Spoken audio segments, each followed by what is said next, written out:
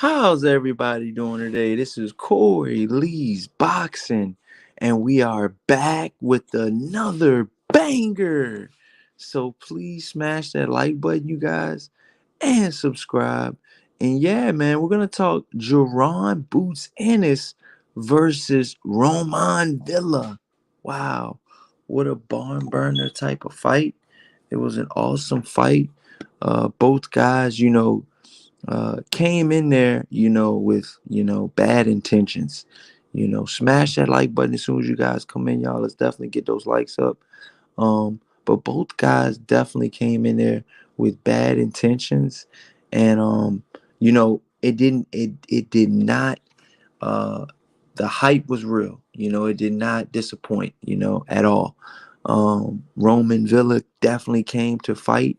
He was 30 years old. Um, he was 146 and a half pounds. He had a 183 cm reach. And then he was 26-1 with 24 big wins by way of knockout coming into this fight. Jaron Boots Ennis was 26 years old, 145 and a half pounds, okay, 188 cm reach, and he was 30-0 with 27 big wins by way of knockout. Jaron Boots Ennis is from Philadelphia, Pennsylvania, and Roman Villa is from Barcantana, Venezuela. Excuse me if I'm butchering that, but yeah, shout out to Venezuela. Um, but yeah, man, you could tell Villa had a champion's heart. Um, you know, just from round one, the fight, came out both guys slugging, both guys trying to bring it to one another, and trying to pretty much have the other guy respect him, and both guys were fighting for respect in there. And I'm gonna be honest, man, Roman Villa, I feel like, you know, was definitely gaining some of the respect of Jaron Boots Ennis. It wasn't just a one-sided, mismatch. I feel like Roman Villa, there were spots in that fight where Roman Villa showed where he could possibly, maybe be a champion one day. Dare I say. But yeah, you guys, Jaron Boots Ennis was a little bit too much. And in the 10th round, he wound up stopping Roman Villa. Okay, in the 10th round, it was a stoppage. And, Jaron Boots Ennis looked very well, in this fight. And, just his style, I feel like matched well with Roman Villa's come forward, kind of rock'em sock'em robot type style. And not even that, just just the Mexican, and just that Spanish, he almost came forward, with bad intentions, dare I say Julio Cesar Chavez Sr. But he just didn't have the defense or the offense 100% just like him, but definitely the attitude coming into this fight. And he was not letting up until the very end, until the 10th round, until he got stopped. He did not stop coming, and he almost reminds me a little bit of a Marcos Madonna, to be honest.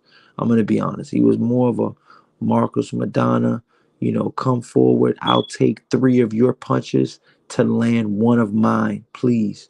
That's what he's asking for, so I just think that at the end it was too much. Jaron Boots Ennis knocked Roman Villa down in the 10th round. And before this fight, I don't believe Roman Villa had ever been knocked down.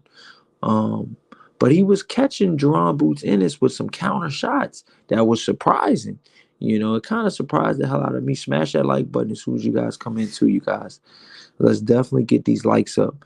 But it surprised the hell out of me that Roman Villa could, hit Jaron Boots Ennis that crisp, and I'm gonna be honest with you guys, Jaron Boots Ennis showed a little bit of, openings, for other fighters to,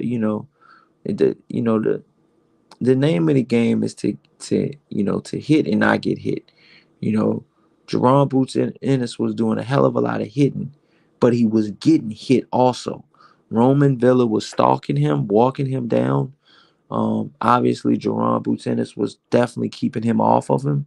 Um, but there were spots where, even Jaron Boots Ennis said it in a post-fight press conference that he rocked me. Not even that he rocked me, that he hit me with some good shots.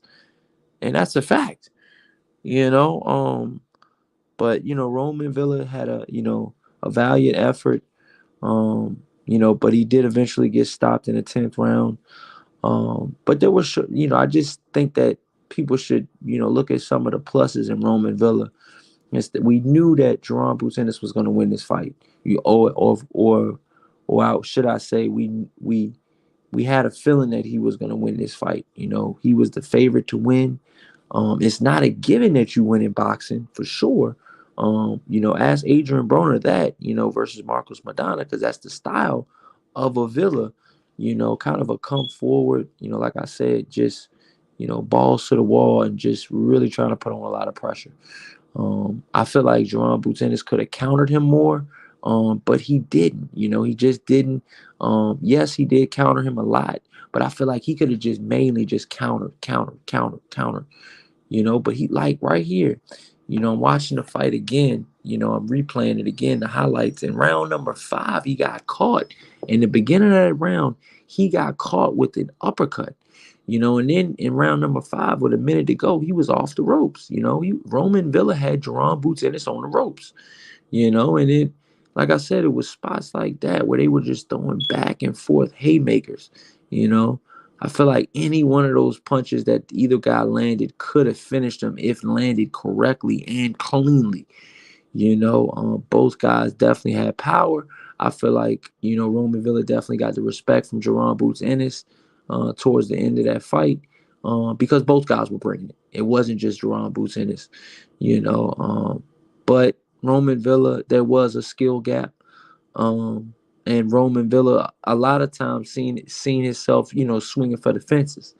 In round number 5, he actually hit Jaron Boots Ennis with a good hook after the bell, and he tried to apologize, and Jaron Boots Ennis kept walking. So it was definitely already turned up in round number 5. It started turning up in round number 1. I mean, you got some people in Atlantic City that were standing on their feet watching this fight. I mean, this fight was live in Atlantic City, you guys.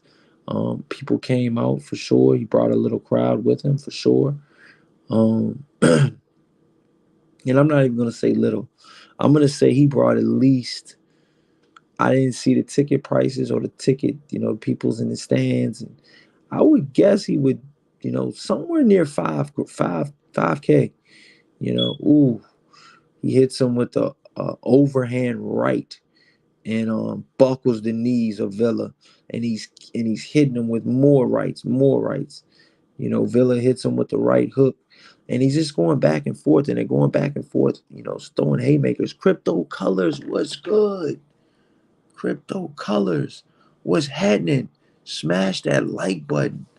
Helps with the visibility of the show. We're talking Jaron Boots Ennis, okay, versus Roman Villa. Okay, you guys, it went down this Saturday night. If you guys are just joining, this Saturday night, and up into the 6th round, you guys, I had it, pretty much 60-54. You could have gave one of those rounds to Roman Villa, but I just feel like, yes, he was getting touched up, and Jaron Boots Ennis was getting touched up in some of the exchanges, but for the most part, he was, doing what he wanted to do in the fight. But he was definitely getting, caught with some shots as well. But like, brother Nassim Richardson said, he said that, you want to swim without getting wet. And I mean, there's a lot of there's a lot behind that, but pretty much what he's saying is, to hit and not get hit.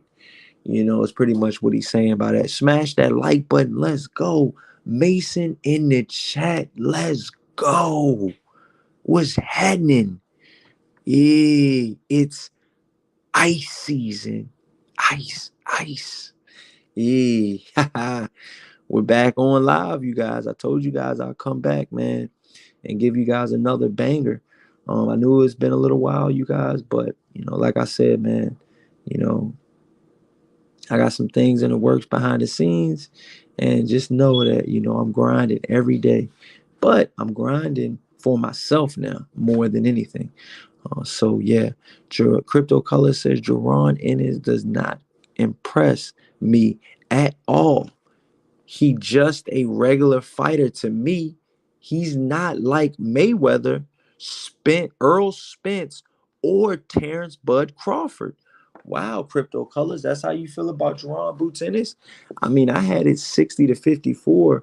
You could say, 59-55 going into the seventh round. I mean, you could have had, Roman Villa winning at least one round. But like I said, I didn't have it like a tied fight, going into the seventh round. Halfway through the fight, you guys, I scored it, you know, 60-54, but I can see if you would have had it 59-54. Excuse me, 59-55. I can see where you having it like that, 5 rounds to 1 pretty much going into the seventh. But anything more than that, you're pushing it, because there was times where Roman Villa was swinging for the fences, man. He wasn't hitting anything. Mason, what's good? Did you watch the fight? How did you guys think about the fight, man? So we're going into round number 7, you guys. Like I said, I'm just watching highlights and I'm pausing. I'm trying to give you guys, a better understanding on what's going on in this fight. Round number 7, both guys are teeing off. Jaron Boots Ennis hits Roman Villa with an uppercut from hell. And he has the whole crowd just in awe right now. I mean, the whole crowd was literally in awe, and they stood up and they were on their feet, you guys. They were on their feet, okay? In the packed house, okay? Out there and out there in Atlantic City, you guys, where they were at. Atlantic City is a pretty good spot too, man. Don't be sleeping on Atlantic City. Atlantic City definitely can bring out the crowd. So round number 7 ended with all of the crowd on their feet, okay? And then this was a really live crowd. Roman Villa starts the round off having Jaron Boots Ennis in the corner. Towards the mid round, both guys are swinging. Roman Villa actually catches Jaron Boots Ennis in the 8th round with a couple good straight rights, and it's almost like he has a funny type of style, because Roman Villa is very tricky as well. I think that's how he caught Speedy, and I think that's how he was able to knock Speedy down and hurt Speedy and get the decision win over Speedy, you guys. A highly touted Golden Boy prospect that signed with PBC, and that was going to possibly fight Jaron Boots Ennis next, but he could not get the win, and Villa won. The crowd is on their feet in round number 9, and Jaron Boots Ennis, to start the round off, is swinging his hands from side to side, and he's hyping them up. He's hyping the fans up like he almost can feel a knockout coming. I mean, Roman Villa hits Jaron Boots Ennis with a really good crisp uppercut midway through the 9th round. Both guys, like I said, are going back and forth. Good 3-piece combo from Jaron Boots Ennis. Like I said, he's doing very well, but there's in spots where he gets caught, and I'm just saying, by a bigger puncher. In round number 9, he knocks the mouthpiece out of Roman Villa's mouth. Okay? They had to stop the fight and put the mouthpiece back in, you guys. He got caught flush right after he got the mouthpiece knocked out of his mouth. He got caught flush. Okay? Wow, man. I mean, that was a good slow motion replay. Now, round number 10, you guys, okay? Jaron Boots Ennis is going crazy to the body. He's been going to the body the whole night. That's what I can say.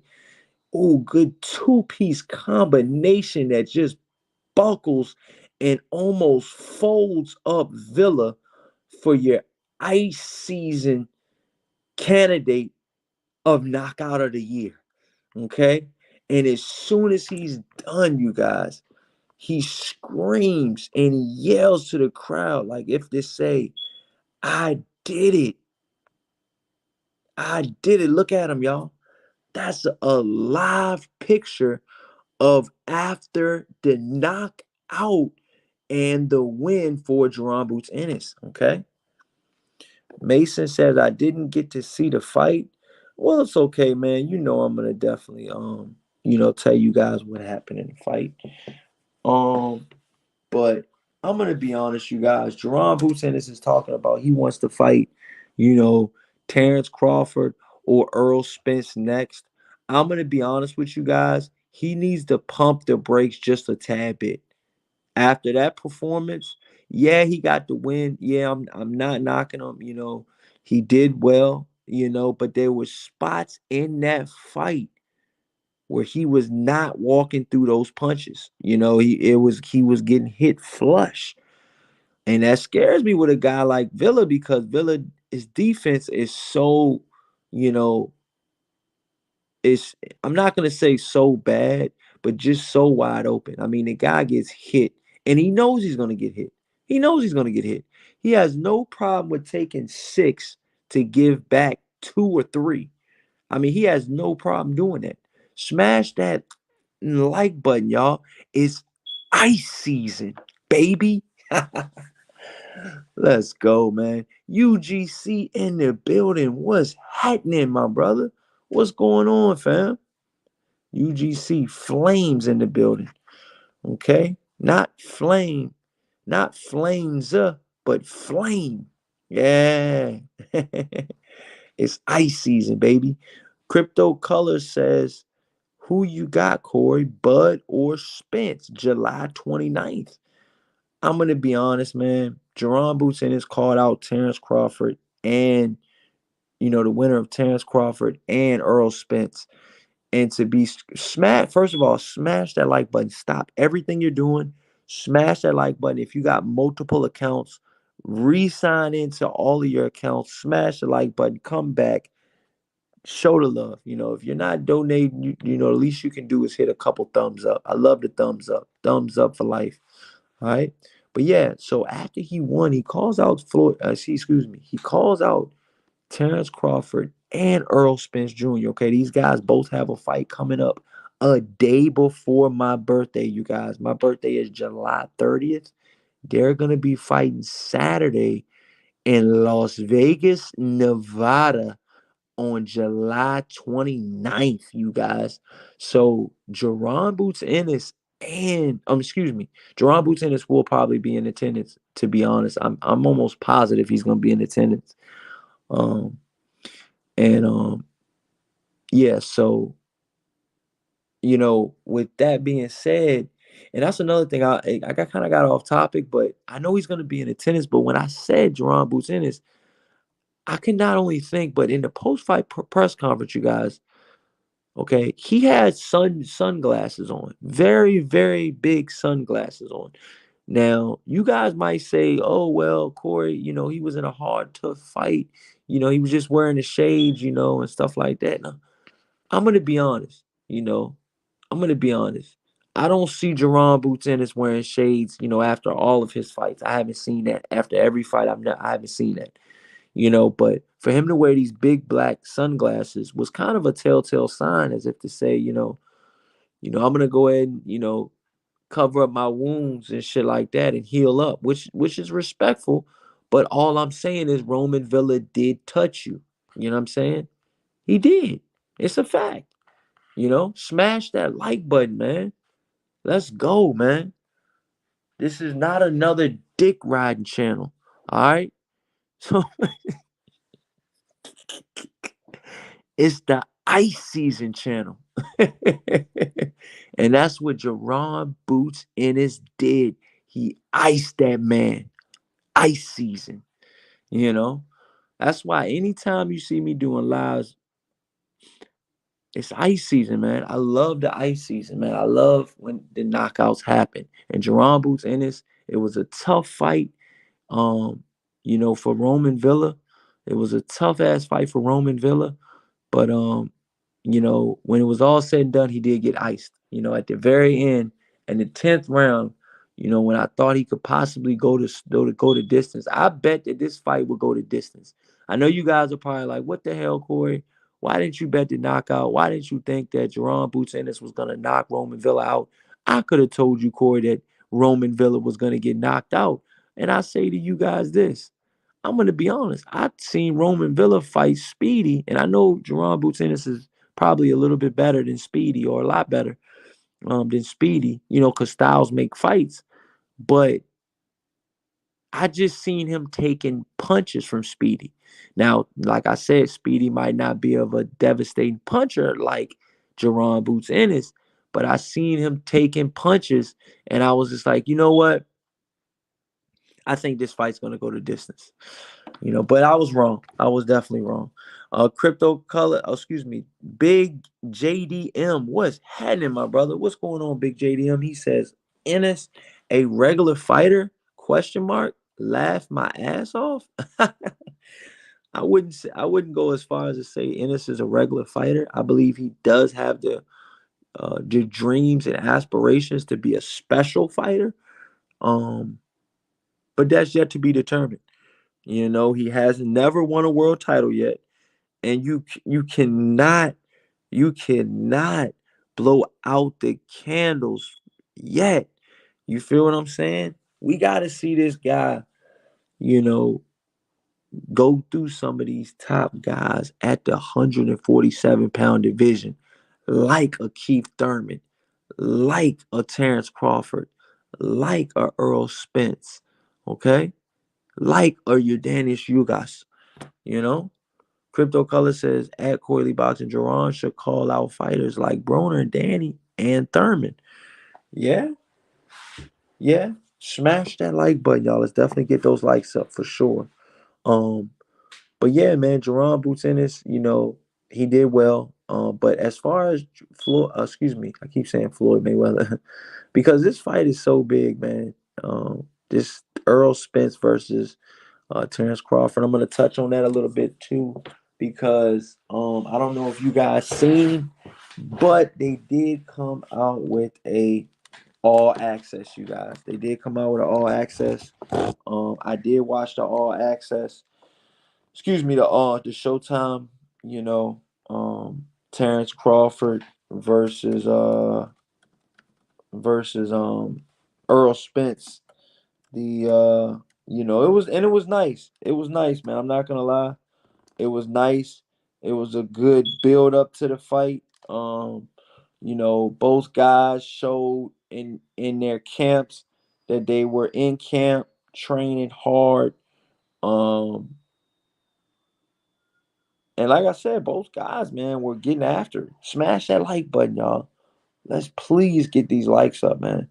If we're gonna be live like this at freaking 1 o'clock in the morning, the least I can do is get these likes up. You know. Um, and yeah, Crypto Color says Big JDM Jaron is a normal fighter. It's not like is another Roy Jones. He's just regular. Wow.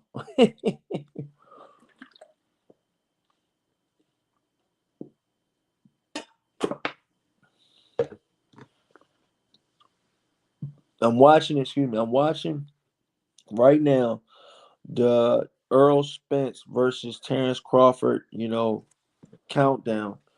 The all access first episode of Terrence Crawford versus Earl Spence. And I'm gonna be honest, man, Terrence Crawford looks already on not I'm not gonna say on weight, but he definitely doesn't look far from weight right now, man. I mean, Earl Spence is probably walking around right now, you know, what is it?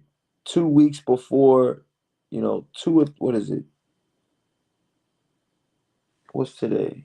Today's the 10th. So about 19 days before, so about 2.5 weeks, almost 2.5 weeks. out before the mega fight. I think I'm not sure the exact weights, you guys, but just by looking at them, I would say Earl Spence is more 155, 160 ish. I would say Terrence Crawford maybe I was no, I'll say Earl Spence is about 160, 165. Maybe 155. But I just feel like already Terrence Crawford looks a little bit smaller already.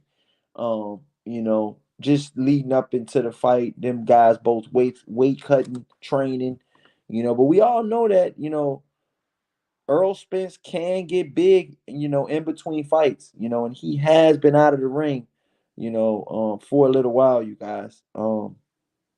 And we all know that Earl Spence, you know, can be, can get bigger, in between camps. We've seen that. Okay. We haven't seen that too much excuse me, with Terrence Crawford. Terrence Crawford normally stays on weight, or not too far from weight year round. I mean, from what I've been seeing and stuff like that, you know. Um, Crypto Color says, and I'm going for Bud in that fight, but Spence looks like he's serious. And he looks like his weight is at 160. Yeah, he definitely looks like the bigger fighter. Watching this all access, you guys, if you guys haven't watched it, go definitely check out the all access. Run those numbers up. Definitely go check out the all access. These fighters just deserve it. These fighters have worked their ass off, trained so much, and has done so much for the sport. These guys both deserve all of the publicity that they can get right now. I should actually be doing a separate live stream about this fight, man. And you know what? That's exactly what I'm gonna do. I'm gonna start up another live stream right after this one because I really just want to talk about the Terrence Crawford versus Earl Spence Jr. So you guys, let me see what you guys think. I'm gonna get right back with you with another live stream, you guys. I'm coming right back. Okay, peace.